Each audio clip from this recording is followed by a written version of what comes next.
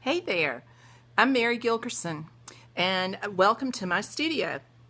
Would you believe that you can make some of the best greens out there without using either blue or yellow together in that mixture? I've been talking about greens and mixing greens for the last month, most of the month of June, and shared my recipes to mix my favorite greens from the double primary palette.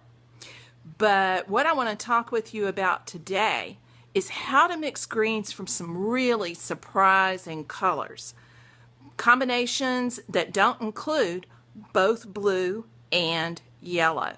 So let's dive in and take a look. I've got some colors prepped for you right down here. So when we look down here, the colors that we're going to be working with, just as some examples, are raw umber, burnt sienna.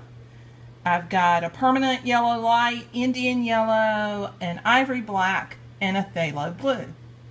So over here I've got these all pulled out, ready for mixing. So let's dive in and see what some of these combinations, unexpected combinations, might be. So if you take ivory black, and it doesn't take very much, just a tiny little bit of it, you can see how little I've got on here, and add it to yellow, you can get a really rich green. So this is Indian yellow up here at the top, and let's start with just that little bit and mix that in, and look how fast it starts going to green. Here in South Carolina, we have a traditional color that we use for painting doors and shutters called Charleston green. And this is exactly how it's made, from yellow and black. So you can see there what a rich green that is. It can go a little darker with the addition of a little bit more black. So we're going to get an even stronger green when we go to the permanent yellow. So again, just a tiny little bit of black on my knife and mixing that in with the permanent yellow. And we're getting a brilliant bright green. Almost a cinnabar green. So a very rich green. You can make that darker. We'll split that in half so you can see what I mean here. It will go into a darker green with the addition of a little bit more black. And actually begins to look like an almost pure green. So super rich green there. And the reason that the Indian yellow makes a slightly warmer and duller green is the Indian yellow has a tiny, tiny little bit of red in there. So it's a little bit orangey. Now, right here we have raw umber, then burnt umber and burnt sienna down below. Some of my favorite greens are ones that are mixed with these earth colors and phthalo blue. So again, just like with the black, it's not going to take much of the phthalo to alter those. So add very slowly. It comes with a warning label. See how little of the blue it took there to alter the umber and turn it more of a green. So it becomes a rich sort of blue forest green. The more blue you put in it, the more blue-green it will become. So again, tiny little bit on the knife. You can see how little there is. And we're going to put that into the burnt umber. And it becomes a really rich, dark green. Very similar to a color that Williamsburg makes called Courbet green, named after the great French painter. So it becomes a rich forest green, and you can make it more blue-green by adding a tiny little bit more of the blue.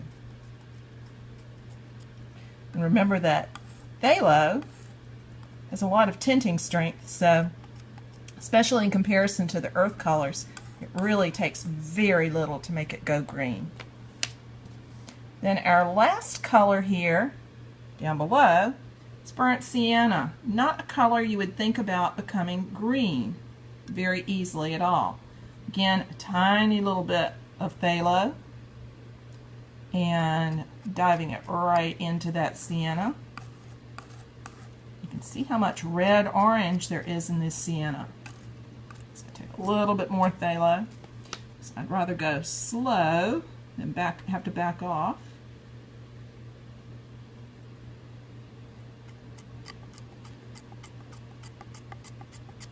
And it makes a great slightly duller green. It's kind of a good companion color to that mixture of black and Indian yellow that we made up above. So there we have it. We've got 5 really distinctly rich greens here, very different from what you would get straight out of the tube, mixed with some very unconventional colors. The reason it works is because black, in essence, is a form of blue. Most blacks have a strong undertone of blue in them. So when you mix the black with the yellows, you've got a very dull blue going into the yellows, and it makes green. When you mix phthalo, which is a fairly greenish blue, with those earth colors over here, they are basically dulled out yellows, very dulled yellows. So they act like a yellow when they go in with the phthalo. So there you have it. Some unusual, unpredictable, in the sense that people don't think about mixing greens from those colors, greens, and some of them are quite intense and quite rich. Test some of those out and let me know how they work for you. So you have some questions here, so let me dive in there and see what we have got. So you can read it. So there's Elaine. Hey, Elaine and Sandra and Paige Robertson. I haven't seen you in ages. It's good to see you. And Ginger Box is here. And Don Caldwell and Tim Day. Great to see you. Dee Dee is here and Janet Vanderhorf. And let's see, I think it's sticking now. There we go. Sometimes Facebook does its own thing. It really does make a great variety, Nancy, doesn't it? Makes a tremendous difference in the richness of the greens. So lots and lots of different greens.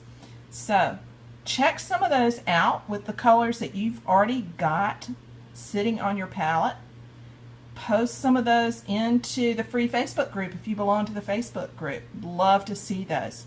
If you would like to get the recipes that I talked about earlier that I've already sent out to my email list, just click the link above in the description and it'll take you to my website where you can join my email list. As a special Get Started Thank You gift, I will send you those recipes with the double primary palette. Take care, everybody, and have a fabulous rest of the weekend. Bye-bye for now.